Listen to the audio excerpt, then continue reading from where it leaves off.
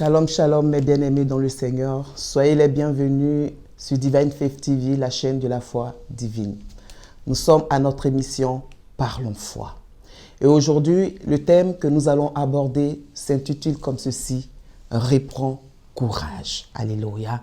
Reprends courage parce que nous sommes dans une saison où nous n'avons plus le droit de perdre courage. Nous sommes dans une saison où nous n'avons plus le droit d'abandonner. Nous sommes dans une saison où nous n'avons plus le droit de reculer. Alors le thème c'est Reprends courage. Et bien évidemment, ce thème va nous emmener dans le livre de Samuel. Je lis la parole de Dieu avec révérence. 1 Samuel 30 à partir du verset 5 et verset 1. La Bible déclare: Lorsque David arriva le 3e jour à Siklag, avec ses gens, les Amalécites avaient fait une invasion dans le Midi et à Siklag.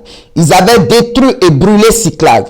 Après avoir fait prisonniers les femmes et tous ceux qui s'y trouvaient, petits et grands, ils n'avaient tué personne, mais ils avaient tout amené et s'étaient remis en route. David et ses hommes arrivaient à la ville, et voici, elle était brûlée, et leurs femmes, leurs fils et leurs filles étaient emmenés captifs. Alors David et le peuple qui était avec lui élevèrent la voix et pleura jusqu'à ce qu'il n'y ait plus de force de pleurer. Les deux femmes de David avaient été emmenées, Achinoam de Jezreel et Abigail de Carmel, femme de Nabal. David fut dans une grande angoisse, car le peuple parlait de le lapider, parce que tous avaient de l'amertume dans l'âme, chacun à cause de ses fils et de ses filles. Mais David reprit courage en s'appuyant sur l'Éternel, son Dieu. Il dit au sacrificateur Abiathar, fils d'Achimélec, apporte-moi donc l'éphod. Abiathar apporta l'éphod à David, et David consulta l'Éternel en disant: poursuivrai-je cette troupe? L'atteindrai-je? L'Éternel répondit: poursuis, car tu atteindras et tu délivreras. Et David se mit en marche, lui et ses 600 hommes qui étaient avec lui. Ils arrivèrent au torrent de Besson, où s'arrêtaient ceux qui étaient en arrière, ceux qui restaient en arrière. David continua la poursuite avec 400 hommes. 200 hommes s'arrêtaient, trop fatigués pour passer le torrent. Alléluia, bien-aimés. Nous avons dit que le thème c'était « Reprends courage ». Alléluia. Et la Bible déclare que David arrive dans la ville de Siklag où il vivait avec sa famille après une poursuite, après une patrouille. Et lorsqu'il arrive, la Bible dit que cette ville était brûlée. Les Amalécites ont pris le soin à l'absence de David de faire une invasion à Siklag et d'emporter les enfants, les fils, les filles et les épouses de David. La Bible dit que cette situation étant devant David, David va se mettre à pleurer. David commence à pleurer jusqu'à ce qu'il n'y ait point de force pour pleurer. Et David pleure, et ses hommes pleurent. Tout le peuple pleure avec David parce que la défaite qu'ils avaient enregistrée était énorme. Parce qu'en face de ce que Siklag et les Amalécites avaient commis à Siklag était énorme. Et la Bible dit, ils pleuraient jusqu'à ce qu'il n'y ait plus la force de pleurer. Alléluia.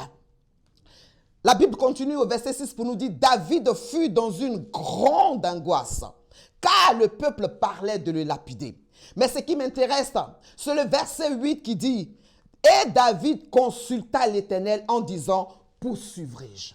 Bien-aimé, écoute-moi, je disais tout à l'heure que nous sommes dans une saison où nous ne devions plus reculer.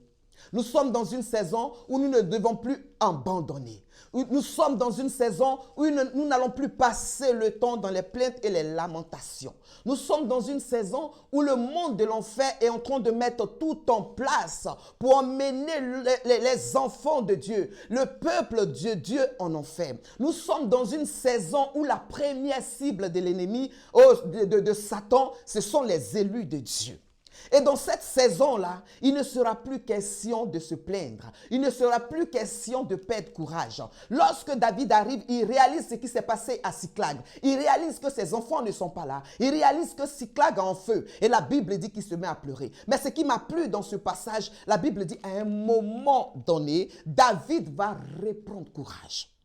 Il va reprendre courage, bien-aimé. Il y a des lamentations et des pleurs que le Seigneur tolère. Il y a ce que le Seigneur pardonne. Ce sont les plaintes et les pleurs qu'occasionne le choc. Effectivement, David ne s'attendait pas à ce que Siklag soit brûlé. David ne s'attendait pas à ce que ses enfants soient emportés. Là, c'était un choc. Ça faisait partie des imprévus. C'était un choc. Et ça, Dieu tolère cela. Dieu tolère ces pleurs-là. Dieu accepte ces pleurs-là. Mais ce que Dieu n'accepte pas, ce qu'il n'accepte pas, ce qu'il ne tolère pas, c'est que tu persévères dans les pleurs alors que tu dois te lever et reprendre courage. Alors que tu dois te relever et poursuivre. Tu dois te relever et aller reprendre ce que tu as perdu. Et la Bible va déclarer que David reprit courage en s'appuyant sur l'Éternel. Au verset 7, la Bible déclare, il dit au sacrificateur Abiathar, fils d'Achimelech, apporte-moi l'éphod. Et Abiathar apporta l'éphod. Il y a un temps, tu pleures, mais un temps, il faut se lever et réclamer l'éphod. Il y a un temps de lamentation, mais il y a un temps, il faut te lever et réclamer l'éphod. L'éphod, dans ce passage, c'est le Saint-Esprit pour nous. Il y a un temps de lamentation, un temps de tristesse. Mais il y a un temps où il faut s'approcher de l'éphod, qui est le Saint-Esprit, pour lui poser les bonnes questions. Irai-je, poursuivrai-je, combattrai-je? Il y a un temps. Il y a un temps pour t'apitoyer sur ton sort. Mais il y a un temps, il faut que tu te lèves pour poser la question à l'éphod. L'éphod est disponible. Le Saint-Esprit est disponible pour toi. Le Saint-Esprit est disponible pour t'encourager. Le Saint-Esprit est disponible pour t'accompagner. Il est là pour toi. Tu ne vas pas passer le temps à t'apitoyer parce que tu as perdu des choses. Tu ne vas pas passer le temps à t'apitoyer parce qu'on t'a arraché des choses. David a perdu des choses qui avaient de la valeur à ses yeux. Et parce que ce que tu as perdu a de la valeur à ses yeux, il te faut reprendre courage. Même si cette saison est compliquée, même si cette saison est difficile, même si cette saison est rude et que nous avons l'impression que ce qui nous a été donné facilement est compliqué maintenant en cette saison, il te faut prendre courage. Il te faut reprendre courage et persévérer. Et David dit au sacrificateur, le Saint-Esprit, apporte-moi l'éphod. L'éphod qui peut aussi représenter la personne de Jésus-Christ, qui peut aussi représenter le sang de Jésus-Christ, le sang de l'alliance qui te donne de te tenir dans la victoire. Le sang de Christ qui te donne de te tenir dans la victoire. En demandant l'éphod, David est en train de comprendre que par lui-même, il ne pouvait pas avoir de solution. En demandant au sacrificateur Abiathar de lui emporter l'éphod, David est en train de réaliser que même étant guerrier, il y avait des situations qu'il ne pouvait pas lui-même. Il y avait des défis qu'il ne pouvait pas relever lui-même. Il lui fallait l'éphod. Il te faut le Saint-Esprit. Et l'éphod pour toi est disponible. Le Saint-Esprit est disponible pour toi. Tu es dans une saison où tu dois poser les véritables questions au Saint-Esprit. Ce n'est plus la saison où on s'apitoie. Ce n'est plus la saison où on s'abat sur son sort. Ce n'est plus la saison où on laisse l'amertume nous envahir. Mais nous sommes dans une saison où même quand tu tombes, comme la Bible dit, le juste tombera 7 fois, mais 7 fois il se relèvera. Le juste tombe, mais il se relève, car l'effort de le Saint-Esprit est disponible pour le juste, qui est le chrétien. David reprit courage et il consulte l'Éternel. Alléluia.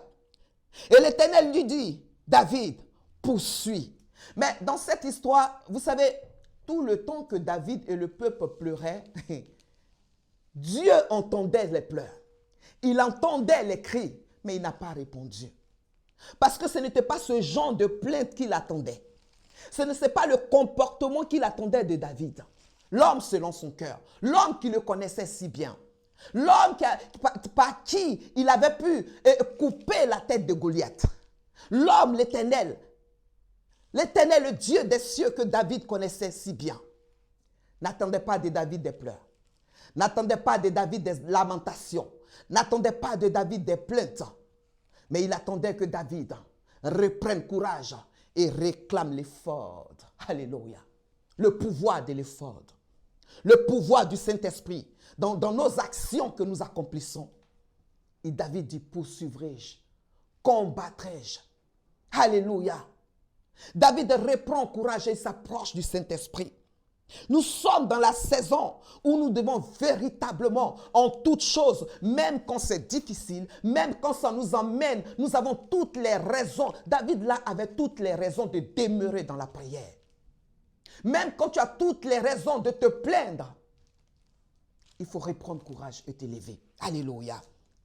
Et lorsque David se lève et que le Seigneur lui dit, poursuis car tu délivreras.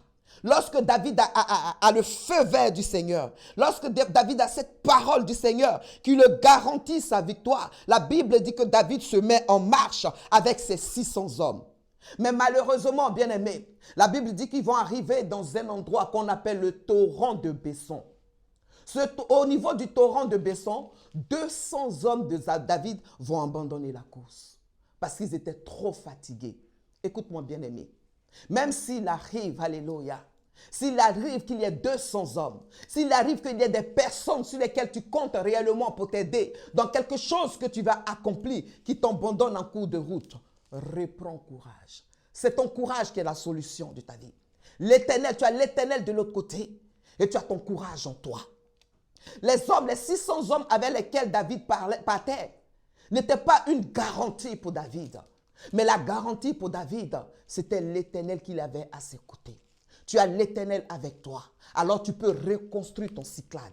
Même si 200 hommes t'abandonnent, laisse-moi te dire que tu as l'Éternel avec toi. Même si ceux qui pouvaient t'ouvrir une porte, même si ceux qui avaient la capacité de t'aider, ceux qui t'avaient promis des grandes choses pour que tu puisses accomplir des choses, te laissent en cours de route, tu as l'Éternel à tes côtés. Tu as l'Éternel et ton courage. C'est ainsi que l'Éternel va regarder Josué pour lui dire, fortifie-toi, alléluia. Il dit, prends courage et fortifie-toi. Il te faut ton courage pour te fortifier toi-même. Il n'a pas dit à Josué, en face d'une situation, je te donne le courage. Parce que le courage, nous l'avons. Le courage, c'est l'effort que nous avons en nous. L'effort qui habite en nous aujourd'hui. L'effort, le Saint-Esprit qui a pris notre corps comme un temple, qui a pris notre corps comme son domaine, qui a pris notre corps comme sa résidence. L'effort est en toi. Alors il dit à Josué, prends courage et fortifie-toi. Bien-aimé, laisse-moi te dire ceci. Même si les 200 hommes te laissent en cours de route, l'effort dans toi. Et l'effort te dit, prends courage et fortifie-toi. Et fortifie-toi, car nul ne tiendra devant toi. Josué avait cette parole que nul ne tiendra devant lui. Il avait cette promesse de l'Éternel que nul ne tiendra devant lui. Même si la situation est difficile, Josué sait une chose, nul ne tiendra devant toi. Même si elle est compliquée, Josué sait quelque chose que nul ne tiendra devant toi. Alors s'il arrive que tes bras, ceux sur lesquels tu comptais t'abandonnent en cours de route, reprends courage, fortifie-toi. Et ainsi David est parti. David est parti avec seulement 400 hommes. Il avait commencé à se mettre en marche avec 600. Il s'est retrouvé qu'avec 400 hommes. Mais David ne s'est pas découragé parce qu'il avait l'Éternel à ses côtés et il avait son courage. Bien-aimé, qu'est-ce qui te fait pleurer? Qu'est-ce qui te fait abandonner? Qu'est-ce qui fait que tu ne veux plus avancer? Parce qu'il y a eu des gens qui t'ont laissé en cours de route, parce que personne ne veut t'aider. Mais que t'a dit l'effort? Quelle est la parole que tu as reçue de la part de l'Éternel? Quelle est la parole que tu as reçue de la part de l'Éternel? Souviens-toi de cette parole. Luc 1, 37. J'aime ce verset. Car rien n'est impossible à Dieu. J'ai l'habitude de dire ceci. Tu es grand parce qu'en toi vit un grand Dieu. Même aujourd'hui, si tu es couché dans une quelconque maladie, si tu traverses une quelconque difficulté, n'oublie pas que tu es grand parce qu'en toi vit le grand Dieu. Alors reprends courage. Reprends courage et va délivrer tes enfants. Reprends courage et va délivrer ta famille. Reprends courage et va délivrer ton entreprise. Reprends courage. Personne ne le fera à ta place. Personne ne le fera à ta place. Christ t'a donné tout ce qu'il faut. Il t'a donné son nom. Il t'a donné son pouvoir. Il t'a donné sa force pour que tu ailles reprendre possession de tout ce que tu as perdu. Bien-aimé, reprends courage. Nous sommes dans une saison où on n'abandonne pas. Nous sommes dans un temps, le temps de la fin. Le temps de la fin qui annonce la venue de Christ. Ce n'est plus un temps où on doit rester enfant. Ce n'est plus un temps où on doit rester des enfants. Mais nous devons être maintenant des majeurs spirituels pour comprendre que peu importe ce que nous traversons, nous avons la parole de l'Éternel qui dit « Nul ne tiendra devant nous ». Peu importe ce que nous vivons, nous avons la parole de l'Éternel qui dit « Nul ne tiendra devant nous ». Lève-toi, David. Lève-toi, peuple de Dieu, et affronte cette situation, car tu as la parole. Car tu as la parole et tu as l'effort, le Saint-Esprit en toi. Lève-toi, reprends courage et possède tes possessions au nom de Jésus. Amen.